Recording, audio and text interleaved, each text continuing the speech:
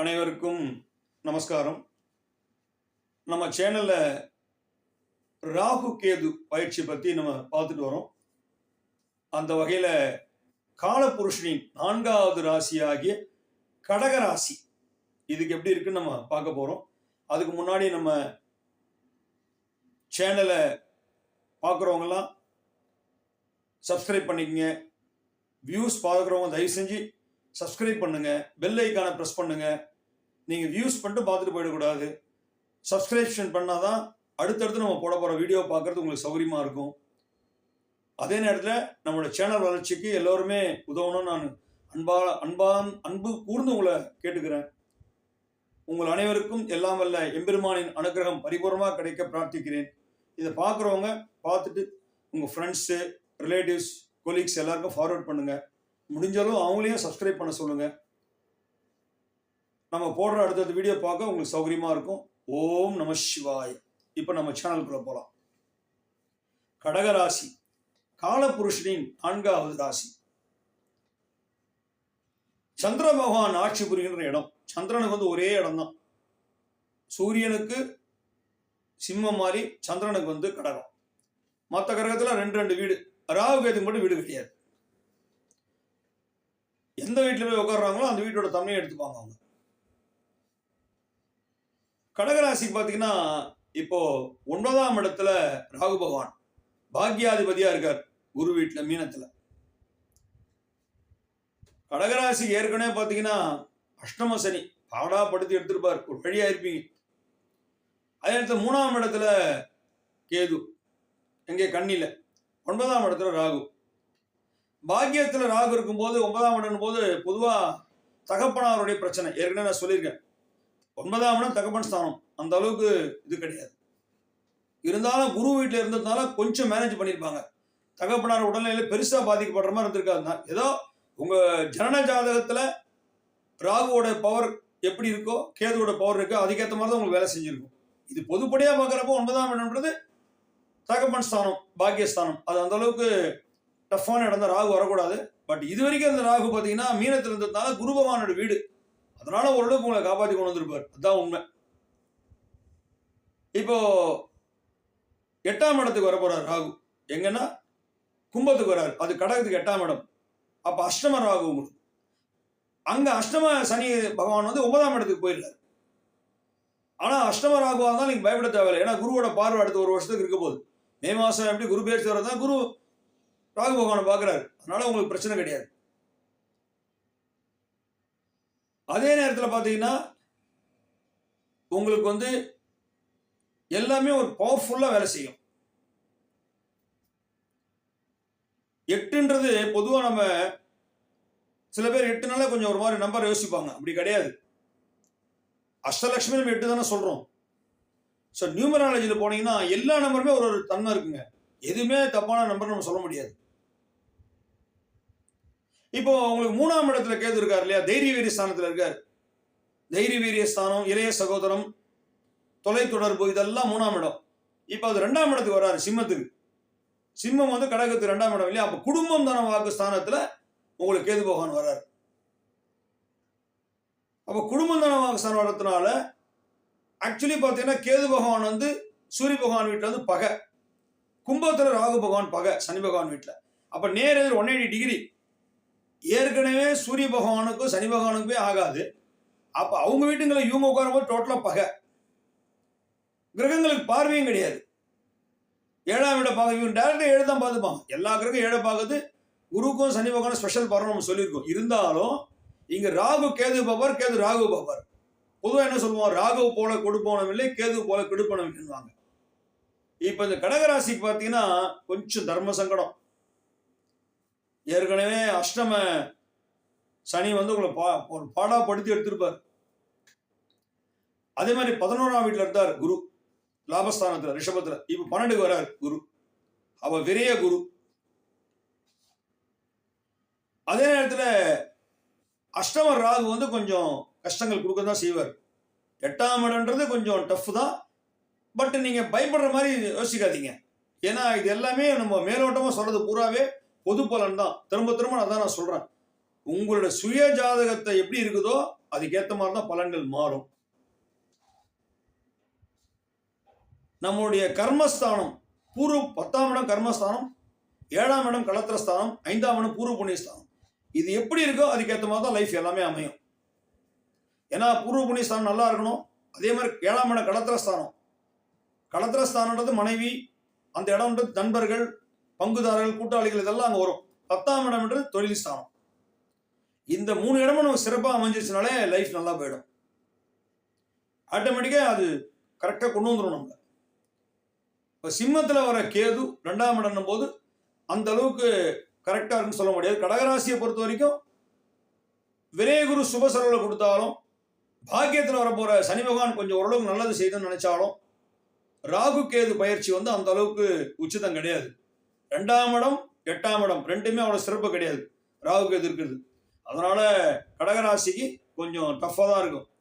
உங்களுக்கு சனி பகவான் உங்களை ஓரளவுக்கு கொண்டு வந்துருவாரு, குரு பகவான் செலவு வச்சாலும் சுப செலவு வைக்கலாம் அப்படின்னு நினைச்சிங்கன்னா கூட ராகு கேது பவர்ஃபுல் கிரகம். அதே நேரத்தில் கடகராசிக்கு 6ஆம் வீடு எது? தனுசு. உங்க ஜாதகத்துல 6ஆம் அதிபதி திசை குரு திசை நடக்குதுன்னு வச்சுங்க, கடகராசிக்காரனுக்கு இன்னும் டஃபா இருக்கும். ஏன்னா 6ஆம் அதிபதி திசை வரவே கூடாது யாருக்கும். எந்த கிரகமா இருந்தாலும் சரி, எந்த ராசியா இருந்தாலும் அதுக்கு 6ஆம் அதிபதி திசை நடந்துச்சு, அப்ப ராகு கேது பயிற்சி வருது, ராகு கேது பொசிஷன் சரியில்லைன்னா ரொம்ப டஃபா இருக்கும். அப்ப நீங்க முக்கியமா சிவபெருமானை வணங்கணும். சிவபெருமானை எவ்வளவுக்குள்ள வணங்குறீங்களோ அவ்வளவுக்குள்ள உங்களுக்கு அனுகிரகம். முக்கியமா நீங்க கடகராசிக்காரங்கெல்லாம் திருப்பதி போயிட்டு வாங்க, ஒரு டர்னிங் பாயிண்ட் இருக்கும் டெஃபினட்டா. அதே மாதிரி பிரதோஷ விரதம் இருக்கு, மாசத்துல 2 பிரதோஷ விரதம் இருக்கு. கூடுமானவர்ல ஞாயிற்றுக்கிழமை உபவாசம் இருக்க பாருங்க. பொதுவாக ஞாயிற்றுக்கிழமை வீட்டில் இருப்பாங்க, வேலைக்கு போறவங்களாம். உபவாசன்றது என்ன? காலையில் அட்லீஸ்ட் ஒரு வேலையா சாப்பிடாம இருந்து மத்தியானம் சாப்பிடுங்க. நான்வெஜ் எதுவும் எடுத்துக்காம வெஜிடேரியன் மாதிரி பிளான் பண்ணுங்க. ஏன்னா ராகு கேதுவோட பலம் உங்களுக்கு கூட்டிடுச்சுன்னா சரியா போயிடும். ஏன்னா பலம் கூட்டினாதான் உங்களுக்கு பிரச்சனை இல்லாமல் இருக்கும். பலம் கம்மியாக பிரச்சனை அதிகமாகும். ஏன்னா 7 கிரகங்களை காட்டிலும் பலம் வாய்ந்தது, சக்தி வாய்ந்ததுன்னா அது ராகு கேது தான். ஏன்னா அவங்களுக்கு மேல எதுவுமே கிடையாது. நான் ஏற்கனவே சொல்லியிருக்கணும், பூமியையும் சூரியனையும் நடுக்கோடு மேல சூரியன், கீழே பூமியின் நடுவில் இருப்பாரு. அதை அப்படியே ராகு போனார் மறைக்கிறாருன்னா சூரிய கிரகணம். அதே மாதிரி சந்திரனை பூமியை மறைக்கிறது கேது, அது சந்திர கிரகணம். அப்போ ஒரு பாருங்க, ஒரு சூரிய பகவானே சந்திர பகவானே மறைக்க தன்மையே ராகு கேது தான் இருக்குன்றாங்க. சர்ப்பங்கள், நிழல் கிரகங்கள், சாயா கிரகங்கள் சொல்லிக்கிட்டே போகலாம். அதனால பஞ்சபூத கஷேத்திரம் போயிட்டு வாங்க. முடிஞ்சா டூர் போறவங்க பஞ்சபூத கஷேத்திரம் ஒரே நாள்ல போயிட்டு வரலாம். காலாஸ்திரி போயிட்டு அப்படியே நீங்க நைட் காஞ்சிபுரம் சாயந்தரம் ஒரு 6 மணிக்கு சென்னையில் இருக்கவங்க கிளம்புற, சென்னையில் நான் பொதுவாக சொல்றேன், ஒரு நாள் 1 நாள் வச்சுங்க, பஞ்சபூத கஷேத்திரம் போயிட்டு வந்தாலே உங்களுக்கு சிவனோட அனுகிரகம் பரிபூர்ணமா கிடைக்கும். ஒரு லைஃப்ல ஒரு டேர்னிங் பாயிண்ட் கிடைக்கும் உங்களுக்கு. இந்த திருவண்ணாமலை கிரிவலம் போறாங்க பார்த்து, எதுக்காக கிரிவலம் போறாங்க? அவ்வளவு மலையை சுத்துறாங்க. அங்க ஒரு வைப்ரேஷன், சித்தர்களுடைய நிறைய சித்தர் சமாதி இருக்கு திருவண்ணாமலை சுத்தி மலையில. அந்த வைப்ரேஷன் பாரு எப்படி பழனியில போகர் சமாதி. அது மாதிரி சர்ப்பங்களுக்கு வந்து நம்ம எவ்வளவு வழிபடுறோமோ அந்த அளவுக்கு தான் பலம் கொடுக்கும். எல்லா கோயிலும் போனீங்கன்னா ராகு கேது பாம்பு இந்த கல்லுல சிலை வச்சிருப்பாங்க, பார்த்துருப்பீங்க. நாகப்பிரதிஷ்டெல்லாம் பண்ணுவாங்க. ஏன்னா ராகு கேது தோஷம் இருந்தா வீட்டுல ரொம்ப பிரச்சனை வளரும். இப்போ 4-5 பேர் இருக்காங்க, ஒரு ராகு தசை நடக்குது, ராகு சரியில்லை, கேது சரியில்லை, யாருக்கா அந்த வச்சுங்க எக்ஸாம்பிளுக்கு சொல்றேன். அதே நேரத்தில் இப்போ இந்த ராகு கேது பேச்சு பொசிஷன் சரியில்லாமல் இருக்கு, 6ஆவது தசை நடக்குதுன்னு வச்சுங்க, எல்லாமே இருந்தும் நிம்மதி இல்லாமல் இருக்கும் வீடு. இப்படி நிறைய சொல்லிட்டு போகலாம். அதனால கடகராசிக்காரங்கெல்லாம் கூடுமான வரையில பஞ்சபூத கஷேத்திரம் போயிட்டு வாங்க. அதே நேரத்தில் காலாஸ்திரி சிவபெருமானை நல்லா பிரார்த்தனை பண்ணுங்க. வெளிநாட்டில் இருக்கவங்களாம் கூட கொஞ்சம் கடகராசிக்காரங்களாம், பெரும்பாலும் கடகராசிக்காரங்க வெளிநாட்டில் தான் இருப்பாங்க. நான் கடல் கடந்து போறதே அந்த ராசிக்காரங்க தான். காலபுருஷன் 4வது இடம்ன்றது சுகஸ்தானம், தாய்ஸ்தானன்றது காலபுருஷனுக்கு தாய்ஸ்தானம், சுகஸ்தானன்றது கடகம். இப்போ வெளிநாடு போறது, இம்போர்ட் எக்ஸ்போர்ட் பிசினஸ் பண்றது, இது எல்லாமே கடகராசி சம்மந்தப்பட்டவங்க தான் நிறைய இருப்பாங்க. ஸோ உங்களுக்கு நிறைய பண வசதி நிறைய இருக்கு கடகராசிக்கு. ஆனால் பிரச்சனை நிறைய இருக்கு. எவ்வளோ வசதி இருக்கோ அந்த அளவுக்கு பிரச்சனை நிறைய இருக்கு உங்களுக்கு. உங்களுக்கே தெரியாது உங்க பிரச்சனை நீங்க எப்படி சூழ்ந்துக்க போறீங்கன்ட்டு. ஆயில்ய நட்சத்திரம் கடகராசி தான், பூச நட்சத்திரம் கடகராசி தான், புனர்பூச நட்சத்திரம் 4ஆம் பாதம் கடகராசி தான், சொல்லிக்கிட்டே போகலாம். அதனால எல்லோருமே கடகராசிக்காரங்க உங்க குலதெய்வ வழிபாடு பண்ணுங்க. ஒவ்வொரு திங்கட்கிழமையும் சிவன் கோயிலுக்கு போய் சிவனை பிரார்த்தனை பண்ணுங்க. நவகிரகம் சுத்துங்க. சந்திர பகவான் அனுகிரகம் பரிபூர்ணம் இருந்துச்சுன்னா மனோகாரகன் அவருடைய வீடு இல்லையா, அப்போ அம்மாவுடைய அனுகிரகம், அம்மாவை டெய்லி வணங்கிட்டு போங்க. வெளியில போகும்போது எந்த தோஷமும் உங்களுக்கு பாதிக்காது. அம்மா இருந்தால் அம்மா காலில் இருந்து கும்பிட்டு போங்க, தப்பு கிடையாது. அம்மா இல்லாதவங்க அம்மா இல்லை, அம்மா சாமி கிட்ட போயிட்டாங்கன்றவங்க வீட்டில் எப்படி ஃபோட்டோ வச்சிருப்பீங்க, அப்படியே மனசு நினைச்சு ஃபோட்டோ நமஸ்காரம் பண்ணிட்டு போங்க. நிச்சயம் ஒரு நல்ல ஒரு எதிர்காலம் பிரகாசமாக இருக்கும். கடகராசிக்காரங்களுக்கு வந்து குரு பகவான் உச்சம் பெற்ற வீடு அது. அதனால ரொம்ப ஓஹோன்னு இல்லைனாலும் இந்த ராகு கேது பேச்சு நிச்சயம் ஒரு லெவலில் தான் இருக்கும். முக்கியமாக அஷ்டம ராகு குடும்பத்தன ராகு கேது இருக்கிறது அவ்வளோ உச்சிதம் கிடையாது. சொன்னதை அப்படியே நீங்கள் ஃபாலோ பண்ணிக்கங்க. முடிஞ்ச அளவு கோவிலுக்கெல்லாம், திருக்கோயில்களுக்கு தீபத்துக்கு நெய் வாங்கி கொடுங்க, எண்ணெய் வாங்கி கொடுங்க விளக்கேற்றுறதுக்கு. உங்களால் முடிஞ்ச தொண்டு செய்யுங்க, உழவார பணி செய்யுங்க. நிச்சயம் உங்களுக்கு ஒரு நல்ல எதிர்காலம் இருக்குன்னு எல்லாம் வல்ல எம்பெருமானை பிரார்த்தித்துக் கொண்டு உங்கள் அனைவருக்கும் இந்த ராகு கேது பயிற்சி சிறப்பாக அமைய மனதார பிரார்த்திக்கிறேன். ஓம் நம சிவாய, ஓம் நம சிவாய, ஓம் நம சிவாய. ராகு தியானம். ஓம் அர்த்தகாயம் மகாவீரியம் சந்திராதித்ய விமர்தனம் சிம்மிகா கர்ப்பசம்பூதம் தம் ராகும் பிரணமாம்யகம் சூலதந்தாய வித்மஹே உக்ரரூபாய தீமஹி தன்னோ ராகு பிரசோதயாது. சிம்கி தேவி சமேத ராகுமூர்த்தகே நமः. கேது தியானம்.